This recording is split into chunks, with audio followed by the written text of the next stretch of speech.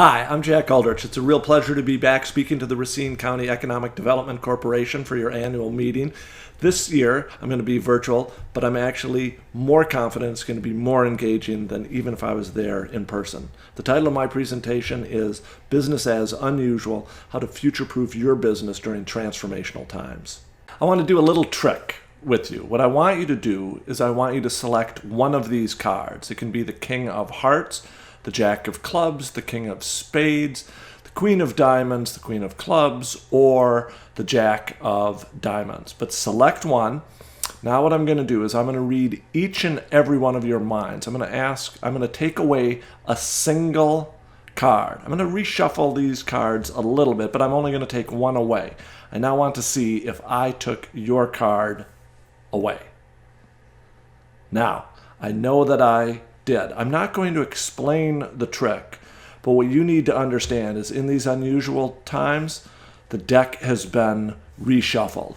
And a beautiful example of a business dealing with a reshuffled deck comes from the Milwaukee Symphony. A fraternity brother of mine, Doug Hagerman, is the president of the Milwaukee Symphony.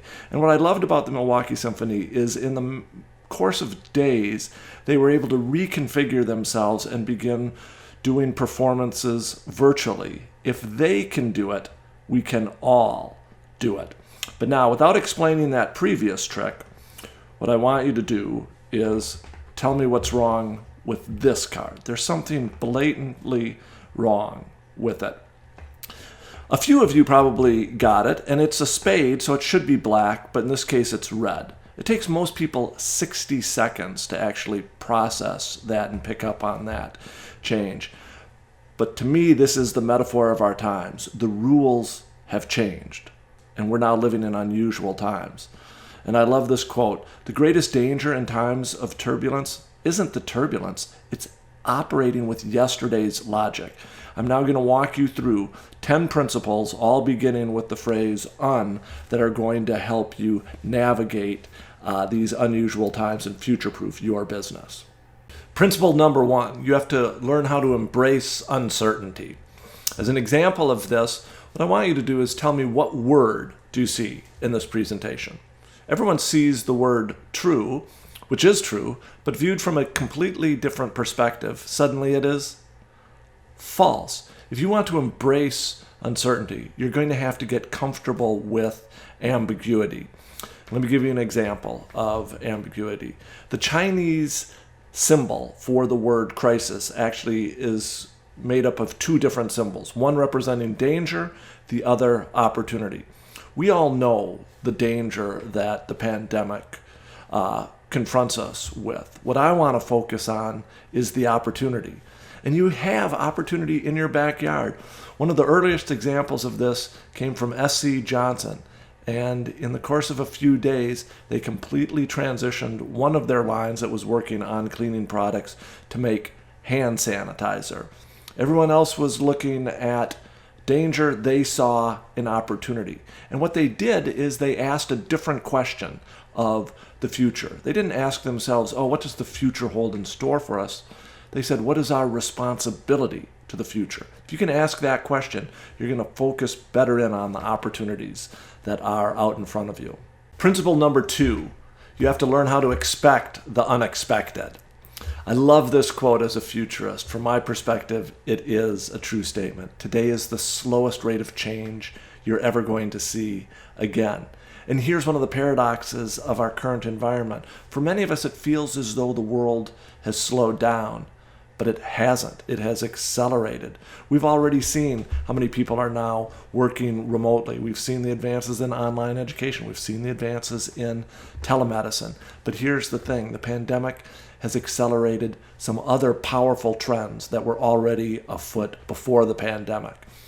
Now, what you need to understand as a business leader, if you want to future-proof your business, is we're no longer living in linear times. We're living in exponential times. And here's what happens if a trend doubles 10 times, and a number of them are in the coming decade. We go from 1 to 2 to 4 to 8 to 16 to 32 to 64, 128, 256, 512, 1,024. And we are going to see 1,000-fold increase, and you need to begin learning how to expect the unexpected, because if you can do that, you're going to see the opportunity. Let me give you an example. Late in June, Volvo announced that they are now partnering with Waymo, which is Google's subsidiary for robotic self-driving cars. And these cars are going to be all electric. This is going to transform the supply chain in some powerful ways. Amazon has already opened 2 facilities in Racine County with plans to open 2 more. But how they begin delivering those packages from those facilities is going to change in this new world of autonomous vehicles and all electric fleets, and you need to begin exploring what the opportunities are. Another trend that is being accelerated, 3D printing. Just to show you how powerful this trend is, down in Austin, Texas, they are 3D printing affordable housing. Why is this important? Well, just a couple of months ago in Racine, you opened one of the most recent multifamily housing units in the last decade in the gold medal lofts. But how we're going to be manufacturing affordable housing and multifamily housing is going to change in the next decade, and you need to be aware of it and learn how to expect the unexpected, because these exponential trends are real and they're going to transform every business. Principle number 3, you have to learn how to explore the unknown. The world is changing fast. To give you an example of this, SpaceX and a handful of other companies hope to deploy 30,000 satellites in the coming decade, in the coming years, actually.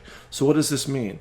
Well, those satellites are going to deliver high-speed internet access to all 8 billion people on the planet. To help you understand how transformative this is, only 4 billion people have access to the internet today. So what does that mean? 4 billion people are going to come online. There's a world of opportunity in that, but you're going to have to begin exploring the unknown. And here's a powerful way to do this. This is a map of the world, and this is how most of us always see the map of the world. And there's nothing inherently wrong with that, but there is a different way to see this. The only reason we see the map this way is the world's first cartographers were from Europe, so they put Europe on top. But from outer space, there's no north or south or east or west. This is a completely legitimate way to view the world, with Africa and Indonesia and India and South America on top. And why should they be on top? Because that's where the 4 billion people are primarily going to come from. The economic opportunity that sits in the top half of this globe is absolutely extraordinary, and you have to begin exploring that opportunity.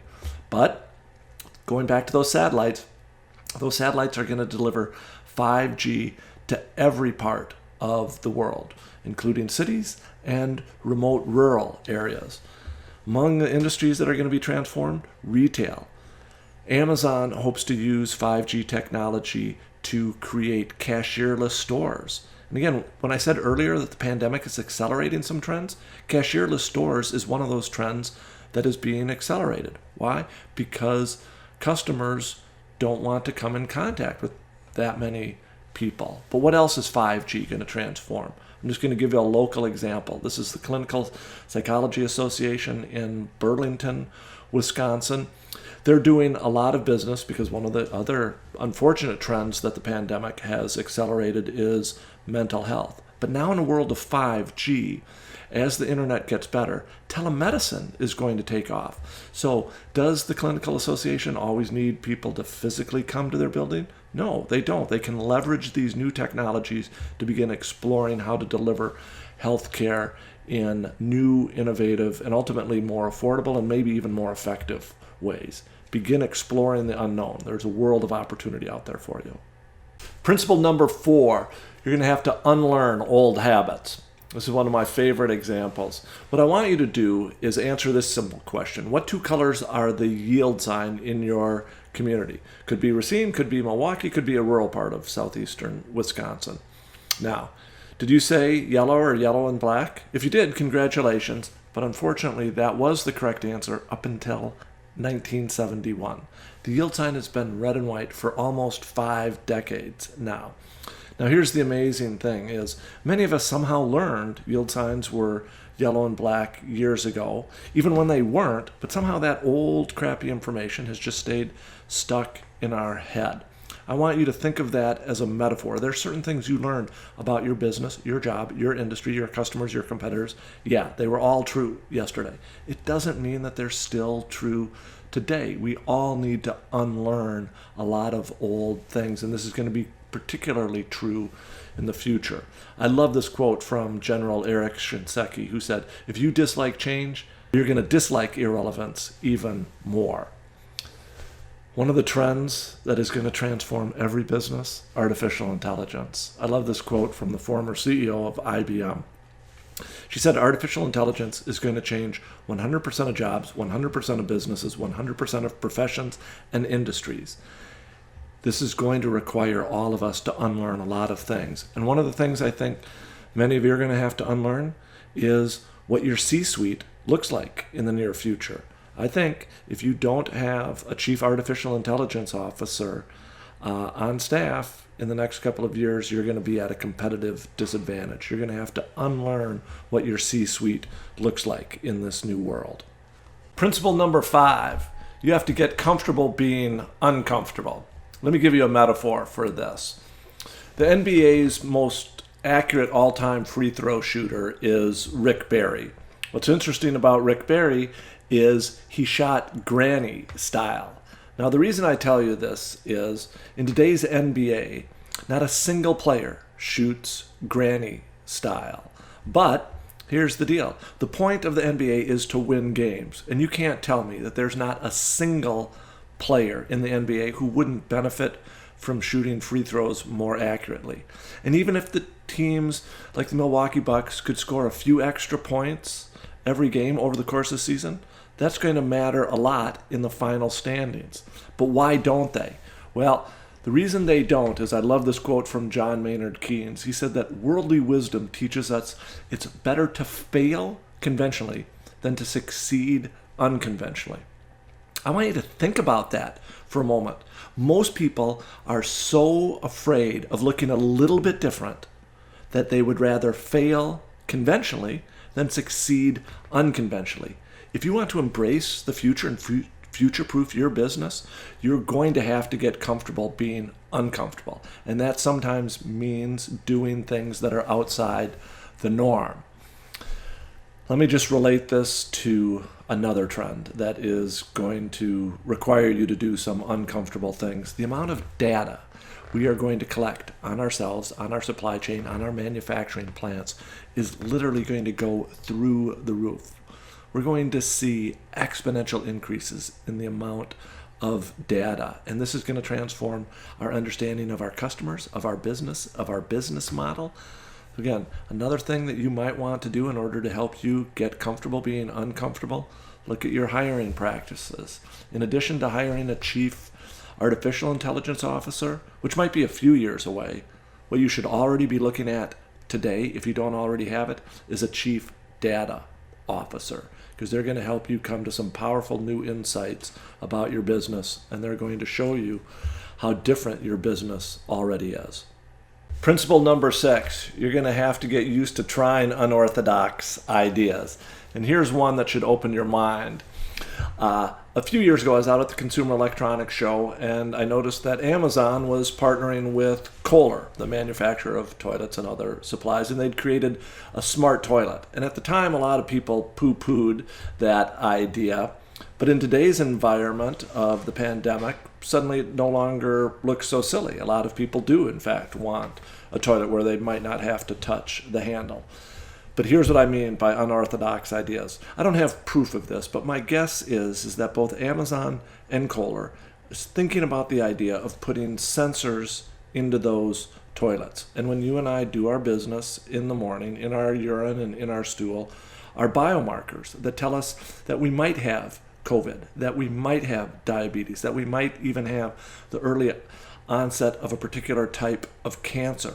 They're going to leverage these new technologies to begin figuring out how to use the toilet to deliver preventative health care. I mean, The way we think about healthcare today is we wait until we get sick and then we hope our hospitals and health system does a good job of treating us. The future of healthcare is preventing things from ever happening in the first place. And even companies like Kohler are going to be able to think about the future in a fundamentally different way. But in order to do that, you and they are going to have to embrace some unorthodox ideas. Principle number 7, listen to unconventional voices. One of the best ways to do this is to get a reverse mentor. As a business leader, by all means, continue to mentor younger people in your organization. But for those of us who are a little bit older, we have to get used to pivoting 180 degrees and getting reverse mentors, people who are younger than us. Why? Because they see the world from a different perspective. They're more familiar with the internet and these digital tools. They are, in fact, digital natives. But if you're wondering whether you would benefit from a reverse mentor, let me give you a little quiz. This was on an entrance exam to a kindergarten, of all things. I didn't know kindergartens had entrance exams, but apparently some do. And the 5-year-olds were given 20 seconds to answer this question. What parking spot number is that car in? Since you're all a little older, I'm going to give you a couple more seconds, but see if you can figure it out. My guess is a handful of you did, but most of you didn't. The correct answer is 87. And all you had to do to solve the problem is to flip the problem upside down. Now here's the irony. 100% of all the 5-year-olds figured it out.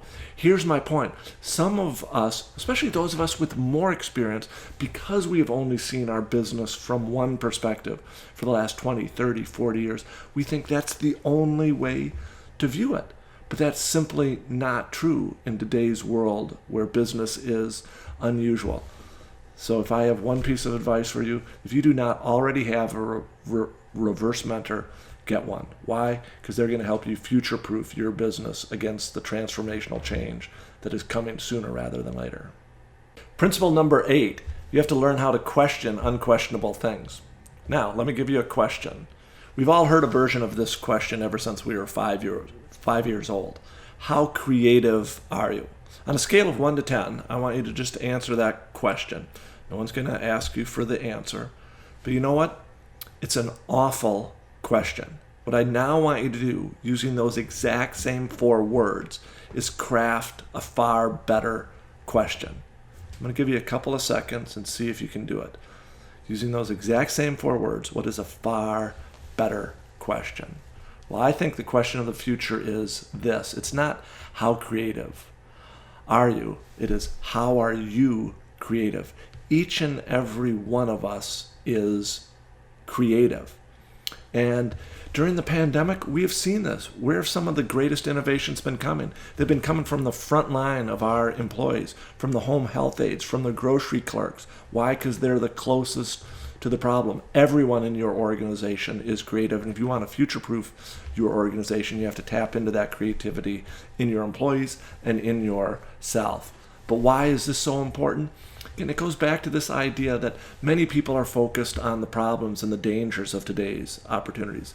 But when did some of America's most successful and iconic businesses start? They started at the depths of the Great Depression. Walt Disney started in 1929, right at the start of the Great Depression. More recently, during the Great Recession, Uber was founded. They didn't see the problem, they saw the opportunity. And let me give you a couple of examples of how to see the opportunity and tap into your creativity. This is a photo of Miller Park. Now, in this new environment of the pandemic, stadiums are having a hard time thinking what their new economic model is. If they can't pack the stadium with 30, 40, 50,000 people, how are they going to make money? Well, here's where they just are viewing the problem from a different perspective. In the past, holding a venue or an event that could only hold 10,000 people at the stadium didn't make economic sense. But in today's new environment of social distancing, suddenly a large stadium for a concert of 10 or 15,000 people does make sense. And so they might have new opportunities emerging. But one of my favorite examples comes from your own neck of the woods. This is Tim and Claire Sullivan, and they're poised to open Low Daily Brewery in Burlington, Wisconsin. Everyone else is afraid of what's happening to small businesses and restaurants and breweries, but not Tim and Carrie. They see the opportunity in the future, and so should you. Principle number 9, you have to learn how to think about unthinkable things. So how do you do this? Well, the first thing is you need to take time to think. And let me tell you why you need to take time to think. I'm going to give you another little exercise. This one, all I want you to do is I just want you to count the number of times the letter F appears in this statement. And once you've counted once, double check your work. Now, my guess is most of you counted 3. And if you counted 3, congratulations. Unfortunately, the correct answer is 6. And there they are. My guess is most of you missed the 3 F's in the word of. And there are a couple of reasons for this. First, the word is really small, so our eyes pass over it. Secondly, phonetically, it sounds more like a V than an F. So there are a couple of brain-related reasons we pass over it. But here's my point. It does not get over the fact that you thought you saw the world clearly, but there were things right in front of you that you just missed. And this is why we all need to take time to think. We think we see the world clearly. We don't. What I advocate as a business leader is all of us to take time to do this. And one of the best ways, I just call it my Future Friday 15. Every Friday at 4:45, just take 15 minutes, have a closed door policy, and just sit back and think about how your world is changing. But here's another vivid example of why you need to take time to think.